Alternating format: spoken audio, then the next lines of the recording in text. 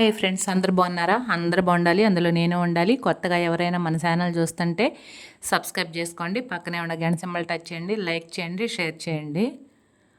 నేను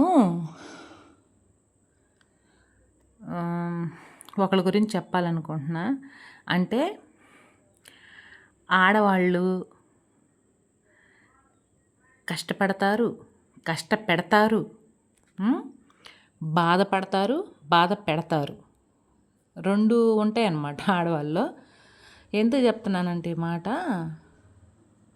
మామూలుగా ఫ్రెండ్స్, మనం ఇక్కడ ఎక్కడైనా సరే మనిషి బతకటానికి అది ఆడాళ్ళ, మగోళ్ళ, చిన్నోళ్ళ, పెద్దోళ్ళు అనేది కాదు. ఇప్పుడు చిన్నపిల్లలు అయితే మన తల్లిదండ్రులు మనకి పాలు కానీ ఫుడ్ కానీ ఇస్తేనే కదా మనం బతికేది. అలాగనే పెద్దోళ్ళు, భర్త లేని వాళ్ళు, ఆడోళ్ళు పని చేసుకొని బిడ్డలను జాక్కుంటా, లేదంటే తను తింటా ఉంటేనే బతికేది. పని చేసుకోవాలి, తినాలి. అది నేను తప్పని ఎప్పుడు అన్ను. ఇంకోటి ఏంటంటే, చాలామంది ఇక్కడెక్కడ మనకి పనులు లేనట్టుగా వేరే రాష్ట్రాలు, లేకపోతే వేరే దేశాలు, లేకపోతే వేరే వేరే ఏమంటారు, దుబాయ్ అని అట్టని వేరే పోయి బతుకుతున్నారు. దాన్ని కూడా నేను తప్పన్ను. ఎందుకంటే ఇక్కడ వాళ్ళకి చదువు లేనోళ్ళు పాపం నాలాంటి ముద్దులకి, చదువు లేనోళ్ళకి ఏం చేస్తారు, అందరికీ ఇప్పుడు అక్కడ చేస్తే 30,000 40,000 మన ఇండియా దగ్గరికి వచ్చేలాగా డబ్బులు మారుతాయి అంటారు కదా. 30,000 40,000 ఇస్తారనమాట, వస్తాయి. ఇక్కడ చదువు లేనోళ్ళు పని చేసుకోవాలంటే బేల్దారి పనికి పోతే నెలకు 15,000 వస్తాయి. లేదంటే ఏదన్నా పొలం పనికి పోతే నెలకు 10,000 వస్తాయి. అవి పనులు చేసుకునే అయితే ఏ తప్పు లేదు ఫ్రెండ్స్. ఎందుకంటే కష్టపడితేనే జీవం, లేదంటే లేదు. కాబట్టి దాని గురించి మనం మాట్లాడుకోకూడదు, అది మాట్లాడుకున్న తప్పే. కాకపోతే ఆడవాళ్ళు కొంతమంది గలప దేశాలకు వెళ్ళినోళ్ళు పని చేసుకోవాలి, లేదంటే మనం ఇంట్లో పని చేస్తుంటే అక్కడికి వెళ్ళామా, పని చేసుకున్నామా, మన కుటుంబాన్ని మనం పోషించుకోవాలి, మన పిల్లలు, మన భర్త అనేది ఉండాలి. ఇక్కడి నుంచేమో పిల్లలు పోతారు. భర్త ఎక్కడన్నా అప్పు తీసుకొచ్చి ఇస్తే డబ్బులు, అప్పుని పెట్టుకొని వాళ్ళు ఏదో ఏసాలని బాసాలని ఏయో తీసుకొని వెళ్తారు. వెళ్ళేటప్పుడు బాధపడతా ఏడుస్తూ పోతారు. కొంతమంది ఏడుస్తూ పోతారు. అక్కడికి వెళ్ళిన తర్వాత ఈ మొండలకి ఏం గుణం పుట్టిద్దో తెలియదు.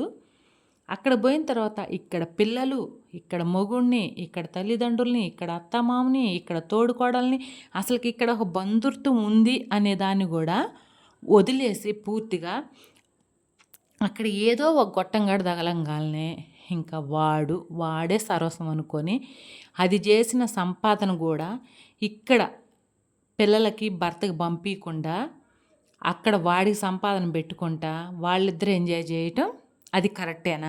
అలా చేస్తూ ఉంటే కొంతమంది పిచ్చి మొండలు.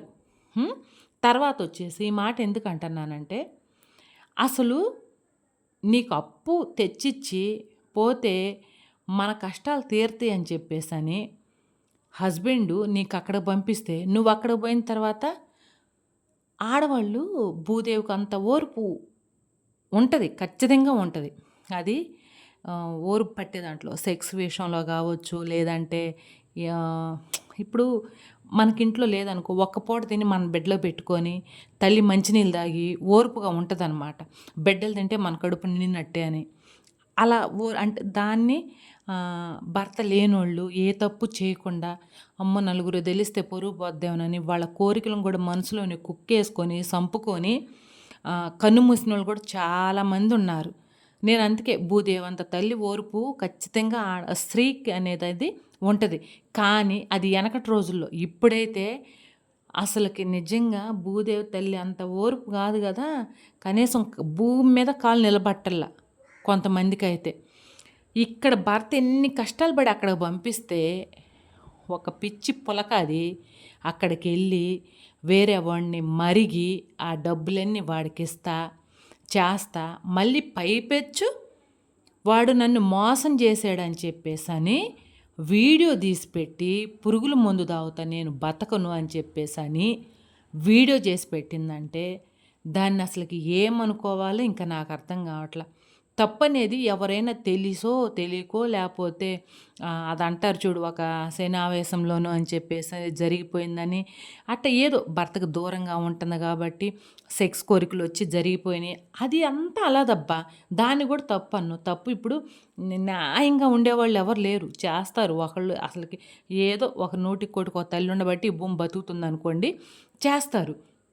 నువ్వు తప్పు చేసింది అంత వాడు మళ్ళీ నన్ను ఇలా వదిలిపెట్టాడు, నా ఉసురు తగిలిత్రా నా బట్ట అని చెప్పి తిడతా, వాడిని నువ్వు ఇది చేస్తున్నావే, ఆ వీడియో నీ ఫ్యామిలీ చూసి ఎంత నరక వేదన అనిపిస్తుంది. నీ భర్త ఎంత ఉక్కిష్టం అనిపిస్తాడు. వామ్మో ఇది నన్ను కాదని చెప్పి అక్కడ వేరే వాడిని అట్టి పెట్టుకుంది, నా బిడ్డలేంటా నేనేంటా అని. రేపు నీకైనా అనిపియాలి కదా, నేను ఇక్కడ అదేం మన పుట్టిల్లు కాదు, అత్తిల్లు కాదు, నువ్వు అక్కడే ఉండిపోవటానికి. నీ ఓపిక ఉన్నన్ని రోజులు వాళ్ళు పని చేయించుకుంటారు. ఓపిక అయిపోయిన తర్వాత ఈడ్చి కుక్కని కానీ మనం 4 కూరలు పెట్టుకొని ఇస్తరులో కమ్మ భోంచేస్తాం. చేసినాని చెప్పి ఆ ఇస్తరు మనకి అమృతంలాగా కనిపిస్తుంది. భోంచేసి ఒక్కసారి చేయగడుకున్న తర్వాత ఆ ఇస్తరు ఎంగిలే. మనం ఇంట్లో ఉంచుకుంటే వాసన వస్తుంది ఆ ఇస్తరాకుని. మన జీవితాలు కూడా అంతే. మనకి ఓపిక ఉండని రోజులే మనము అక్కడ పని చేసేది. ఓపిక అయిపోయిన తర్వాత వాళ్ళేం మనల్ని ఉంచుకోరు. ఇసిరేస్తారు. ప్రాణం పోతే అక్కడే ఏదో దెబ్బలో వేస్తారు. ప్రాణం పోకపోతే ఇన్ని మించి పని చేసింది కదా ఈ మొండ అని చెప్పేసని వాళ్ళు డబ్బులు ఖర్చు పెట్టి నిన్ను ఇండియాకి పంపిస్తారు. పంపించిన తర్వాత నువ్వు నీ భర్త దగ్గరికే రావాలి. నీ బిడ్డలే నిన్ను చూడాలి. నీ అత్తమామే నిన్ను చూడాలి. నీ తల్లిదండ్రులు, నీ అన్నదమ్ముళ్ళు, నీ అక్కచెల్లెలు ఇంతమంది చూడాలి కదా.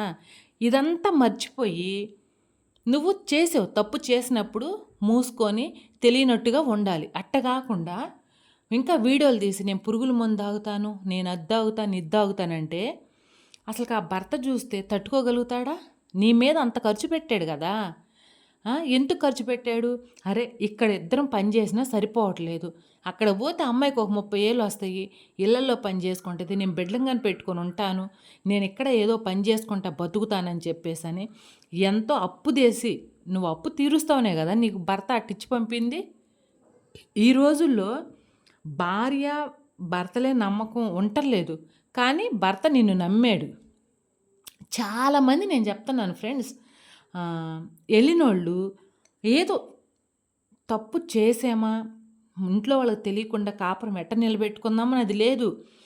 అది చేసింది పెద్ద నేను ఘనకార్యం చేశాను, ఈ రాష్ట్రం నా వల్లే బాగుపడుతుంది, నేను లేకపోతే సర్వనాశనం అయిపోతుంది, నేను చేసిన ఈ గొప్ప పనికి నాకు అవార్డులు ఇవ్వండి, శాలువాలు కప్పండి, ఇంకా వేరే వేరే రకాలుగా ఫీల్ అయిపోయి అది చేసిన తప్పును కూడా వీడియో రూపంగా ఇన్స్టాగ్రామ్ కావచ్చు, లేదా యూట్యూబ్ కావచ్చు, ఫేస్బుక్ కావచ్చు, ఏదైనా సరే దాని ద్వారాగా బయట పెడతాంటారే మీరు.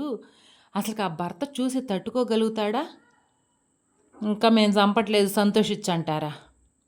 ఎందుకు అసలు ఆడోళ్ళు ఇంత ఘోరాతి ఘోరంగా ఎందుకు మారిపోతున్నారో అసలుకి అర్థం కావట్లేదు. ఎందుకు అసలుకి ఇంతకుముందు ఇట్లా ఉండేవాళ్ళు ఆడోళ్ళు ఇంతకుముందు అసలుకి ఇలా లేరు. భర్త కొడితే పడేవాళ్ళు, ఎదురు తిరిగేవాళ్ళు కాదు. ఇప్పుడు భర్తలు భయపడుతున్నారు భార్యల దెబ్బకి. అసలు పెళ్ళిళ్ళంటేనే భయపడుతున్నారు మగోళ్ళు, ఇదేం చేస్తుందా అని చెప్పేసి. అది ఇప్పుడు వచ్చే కాలం. 30-40 సంవత్సరాల కిందట వాళ్ళకి ఏం రోగం అయింది? అప్పుడు ఆంచి భార్య భర్త అత్త మామ సంసారం అనేది బాగానే ఉంది కదా. ఇప్పుడు వీళ్ళతో పాటే పోటీ పడుతున్నారు, వయసుకు సంబంధం లేదు. వాడు చిన్నోడా, వాడు మనకంటే పెద్దోడా, అసలు కాలం ఏంది అసలు ఎట్ట చచ్చింది నాకు అర్థం కావట్లేదు ఫ్రెండ్స్. ముసలోళ్ళకేమో ముసలోళ్ళకేమో పొడుసు పిల్లలు కావాల్సి వస్తుంది. ఆ పిల్లలను తీసుకొని వీడియోలు చేయటం, ఆ ముసలిదాన్ని వదిలిదెంగి కురదాన్ని తగులుకొని ఉంటాం మగోళ్ళు. ఈ ఆడమొండలు ఏంటంటే వీళ్ళకంటే చిన్న పిల్లల్ని, ఈ పిల్లలను తగులుకొని వీళ్ళు ఇంక వాళ్ళే నాకు ఈ మొగుడు వద్దు, అత్తమామ పిల్లలు వద్దు అని చెప్పేసి వయసుకి మన కొడుకు అంత వయసు వాళ్ళతో సంబంధం పెట్టుకొని ఆడమొండలు ఎట్లా తయారవుతున్నాయి అంటే అది మంచిగా చెడుకో అర్థం కావట్లా. అసలుకి ఎందుకు ఎట్ట తయారయ్యారు? అసలుకి ఏమి మీరు ఉద్ధరియాలని వస్తే బేవర్సమ్ముండా నీ భర్త నానా కగసాట్లు పడుతున్నాడు, అర్థమైందా?